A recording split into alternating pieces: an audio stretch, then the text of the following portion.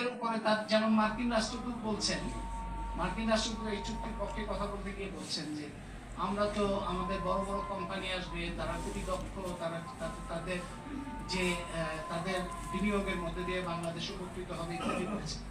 তা আমাদের অভিজ্ঞতা হচ্ছে যে মার্কিন কোম্পানি বাংলাদেশের প্রতিষ্ঠান কোনো দুর্ঘটনা ঘটায়, বাংলাদেশের দুর্ঘটনা ঘটিয়েছে মার্কিন কোম্পানি অক্সিডেন্টাল।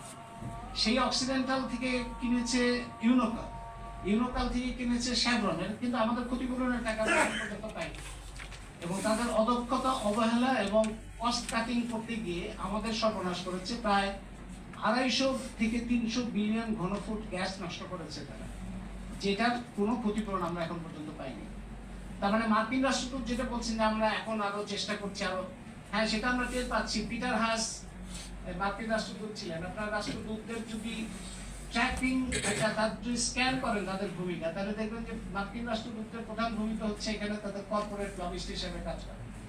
পিটার হাস রাষ্ট্রদূত থেকে অবসর নিলেন, নিয়ে অ্যাক্সেলারেট এনার্জি বলে মার্কিন কোম্পানির লবিস্ট হিসেবে প্রথমে শেখ হাসিনার সাথে সভা করেছেন, তারপর মোহাম্মদ ইউনূসের সাথে সভা করেছেন, এখন হয়তো তারেক রহমানের সাথে সভা করেন।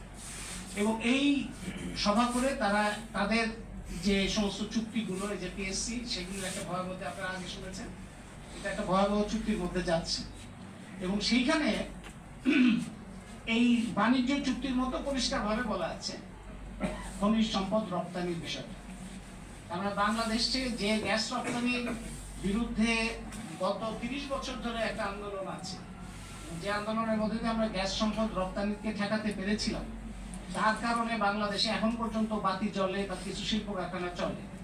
সেই গ্যাস সম্পদ রপ্তানির জন্য আবার প্রবল চাপ আসবে এই চুক্তির মধ্যে। এবং এইটাকে এই সময়ে এটা আপনি দেখেন অজুহাত হিসেবে গার্মেন্টস শিল্পকে ব্যবহার করা হয়।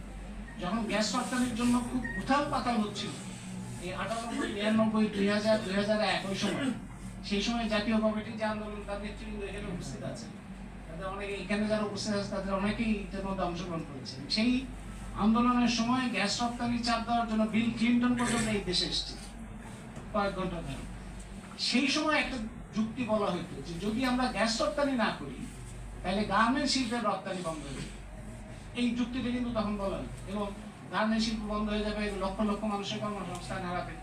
আমাদের একটা কথা মনে রাখা দরকার, যে আমাদের যে গার্মেন্টস যুক্তরাষ্ট্র আমদানি করে, আমরা যে রপ্তানি করি, এটা কোনো দয়া দাক্ষিণের বিষয় না। তারা দয়া করে বাংলাদেশ থেকে গার্মেন্টস কেনে। বাংলাদেশের গার্মেন্টস তারা কেনে, কারণ বাংলাদেশে গার্মেন্টস কিনলে যে ব্র্যান্ড এবং যে বাইং হাউস যারা এটা অপারেট করে, তারা অনেক বেশি মুনাফা হয়। সেই জন্য তারা বাংলাদেশে গার্মেন্টস কেনে। বাংলাদেশ যাই করুক না